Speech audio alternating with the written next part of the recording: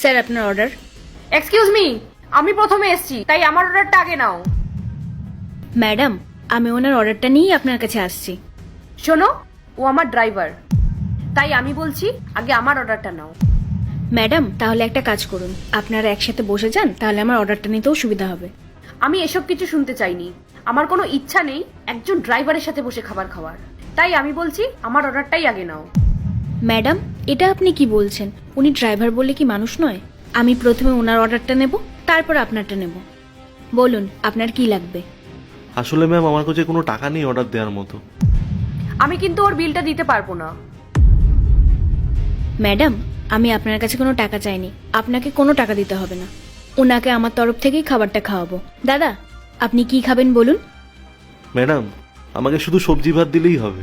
তুমি যদি গরিবদের এইভাবেই খাওয়াতে থাকো না, এই রেস্টুরেন্ট বেশি দিন টিকবে না, কয়েকদিনেই বন্ধ হয়ে যাবে। আপনার মতো এরকম মানুষ যতদিন থাকবে ততদিন আমরা এরকম বিনা পয়সায় সবাইকে খাই যাব। তাতে আমাদের রেস্টুরেন্ট যে কদিনই চলুক না কেন, আমাদের কোনো প্রবলেম নেই। তোমার সাহস তো কম না, তখন থেকে তুমি আমার সাথে তর্ক করছো। দাঁড়াও, এক্ষুনি ম্যানেজারকে রাখছি। ম্যানেজার, ম্যানেজার, কি হচ্ছে এখানে? উনি তখন থেকে আমাকে অপমান করে যাচ্ছে। তখন থেকে ওনাকে বলছি আমার অর্ডারটা নিতে, উনি সেটাও নিচ্ছে না। কে আপনার সঙ্গে খারাপ ব্যবহার করেছে? এই যে আমাদের সামনে দাঁড়িয়ে আছে, উনি খারাপ ব্যবহার করছে আমার সাথে। ম্যাডাম, আমাদের এখানে যে যেরকম তার সঙ্গে সেরকম ভাবেই ট্রিট করা হয়। মেবি আপনি হয়তো ওনার সঙ্গে খারাপ ব্যবহার করেছেন, তাই জন্যই ও আপনার সঙ্গে এরকম ব্যবহার করেছে। আচ্ছা, আমি খারাপ ব্যবহার করেছি? তোমরা জানো আমি কে? তোমাদের বিহেভিয়ার যদি এরকম থাকে না, এই রেস্টুরেন্ট বেশি দিন আর চলবে না। দেখুন ম্যাডাম, আপনি যে এই রেস্টুরেন্টটা দেখছেন না, এটা আমি 15 ইয়ার্স ধরে চালাচ্ছি, আর এরকম প্রায় 15টা ব্রাঞ্চ আমার কাছে আছে। তাই জন্য আমি আপনাকে বলবো, আমাকে শেখাতে আসবেন না যে কিভাবে রেস্টুরেন্ট চালাতে হয়। ও তো আপনার ড্রাইভার হয়, আপনি ওকে স্যালারি দেন ঠিক আছে, তা বলে কি ও মানুষ না? আর ভাই, আমার মনে হয় তোমার এমন কোনো জায়গায় কাজ করা উচিত যেখানে তোমার স্যালারি কম হোক, কিন্তু সম্মানটা যেন বেশি হয়। এই যে ড্রাইভার, ওদের জ্ঞান শোনা হয়ে গেলে তাড়াতাড়ি গাড়িটা বের করো। আমার এক ফোঁটা এখানে থাকতে ভালো লাগছে না, পুরো মুডটাই নষ্ট হয়ে গেল এখানে এসে।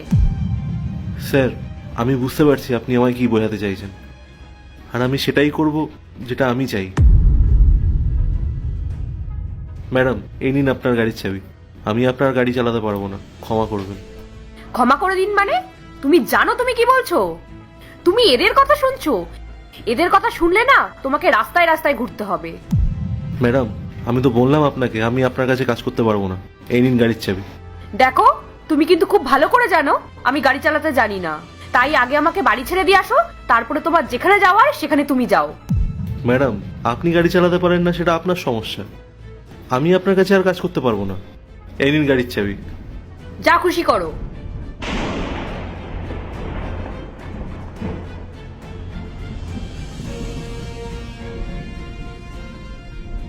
আচ্ছা, উনি তোমাকে কত টাকা স্যালারি দিত? উনি আমাকে 13,000 টাকা মাইনে দিত, কিন্তু জানেন স্যার, উনি আমাকে মাইনের থেকে বেশি সবসময় কথা শোনাতো আর অপমান করে যেত। কিন্তু আজকে আপনার জন্য আমার কাছে সবকিছু পরিষ্কার হয়ে গেল। ধন্যবাদ স্যার। কিন্তু স্যার, আমার খুব ভয়ও হচ্ছে। আমি তো ওনার কাজটা ছেড়ে দিয়েছি, এবার আমি কি করব? আমি পড়াশোনা জানি না, কোনো রকমের ড্রাইভারের কাজটা শিখেছিলাম, তাই ওনার কাছে গাড়ি চালানোর কাজটা করতাম। তাই আমি এখন বুঝতে পারছি না যে উনি আমাকে মাইনেটা দেবেন কিনা। আসলে স্যার, বাড়িতে আমি একাই ইনকাম করতাম, আর সেই টাকা দিয়ে আমাদের সংসারটা চলতো। এখন স্যার আমি বুঝতে পারছি না আমি কি করব। উনি তোমাকে 13,000 টাকা স্যালারি দিত, তাই না? ঠিক আছে, আমি তোমাকে 18,000 টাকা স্যালারি দেবো। এ নাও ধরো, আজকের পর থেকে তুমি আমার গাড়ি চালাবে। কি স্যার, আপনি সত্যি বলছেন? হ্যাঁ, আমি যা বলছি সত্যি বলছি। জিয়া, ও যা খেতে চায় ওকে খাও, আর কোনো টাকা নেবে না। আর তুমি আরামসে বসে খাবারটা খাও। খাবার খাওয়া হয়ে গেলে বাইরে এসো, আমি বাইরে তোমার জন্য ওয়েট করছি। অনেক অনেক ধন্যবাদ স্যার। আপনি বসুন, আমি আপনার জন্য খাবার আনছি।